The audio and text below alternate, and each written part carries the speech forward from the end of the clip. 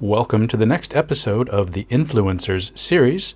The biography and information presented in this video is extracted from my book, in progress, Sins of the Fathers.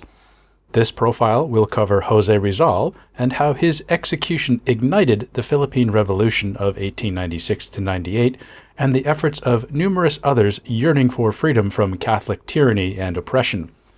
The Philippine Revolution saw Catholic Spain lose control of their Pacific colony, along with Guam, Puerto Rico, and Cuba, but it was a lingering and common hatred of the friars that was a key trigger in starting the fight.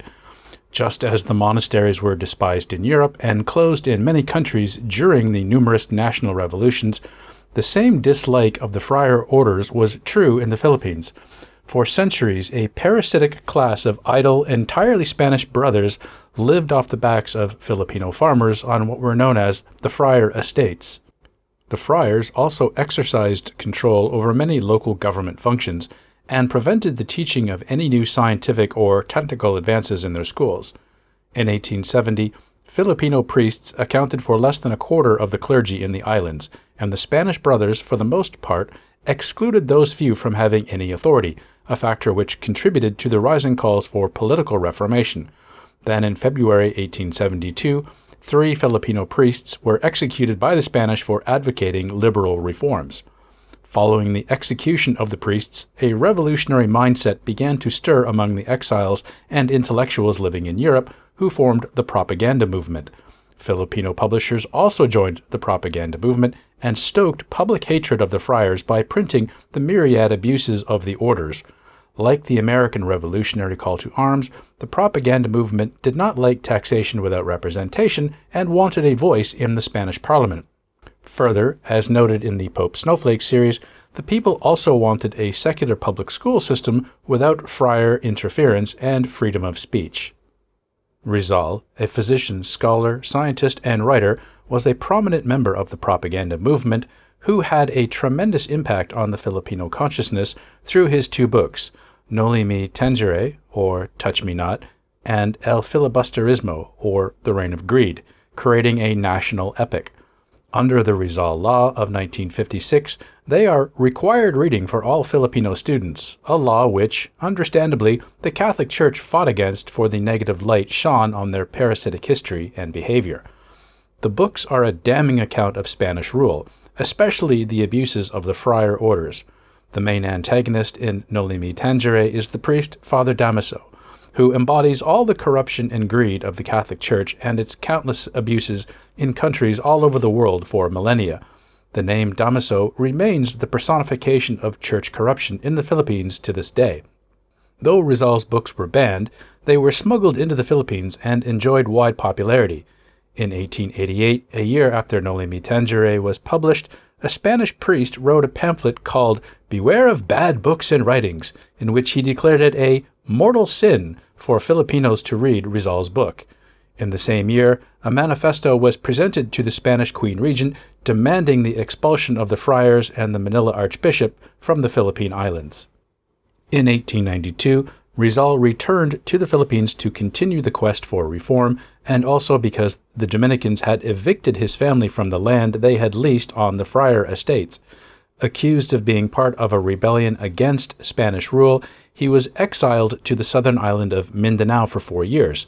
Then, in 1896, he was accused again of conspiring against the Spanish, this time with a militant secret society with which Rizal had no association that desired the expulsion of the friars and national independence. Despite his innocence, the Spanish convicted Rizal on fabricated charges and executed him by firing squad on December 30th. His martyrdom fired open revolution against Spain.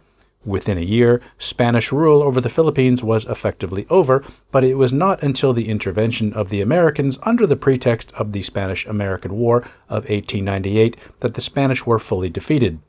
The 1902 Philippine Organic Act removed the Catholic Church as the state religion, and the Church and the United States government negotiated the purchase of the Friar Estates, but despite the mass hatred of the friars, they were not removed from the islands. Despite being removed as the state religion in 1902, the Catholic Church remains a powerful force in the socio-political activities in the Philippines.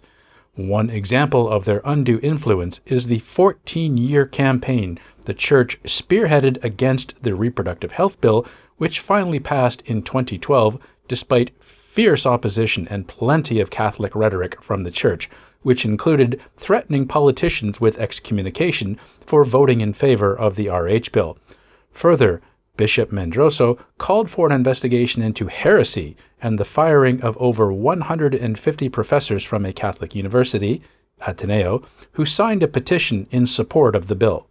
Into this prolonged offensive against desperately needed family planning initiatives in a country with an enormous population living in abject poverty came Carlos Celdran, to whom this video is dedicated. On September 30th, 2010, Celdran held up a sign with the name Damiso printed on it at a Catholic church during Mass while speaking in favor of family planning. Celdran was arrested, charged, and convicted of blasphemy for acts notoriously offensive to the feelings of the faithful.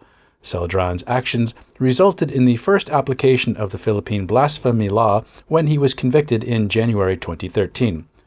On March 21, 2018, Celdran lost his case in the Philippine Supreme Court, who upheld his conviction for blasphemy. Fleeing his sentence for exercising freedom of speech against Catholic policies on birth control, see Pope Snowflake No. 7 for the opposition to family planning in the encyclical Casti Connubii. Celdran went into exile in Spain, dying shortly after of a heart attack. On a personal note, I met Carlos in 2017 when we were both speakers at the Humanists International Asian Conference in Manila. I had spoken of Carlos and his predicament during my presentation the previous year at the Humanists International Conference in Taipei, as my topic was on human rights abuses and blasphemy laws in Asia.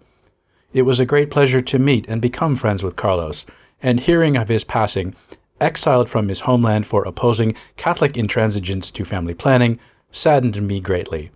I offer this humble tribute to Rizal and Celdran and their fights to make this world a little better place than they found it.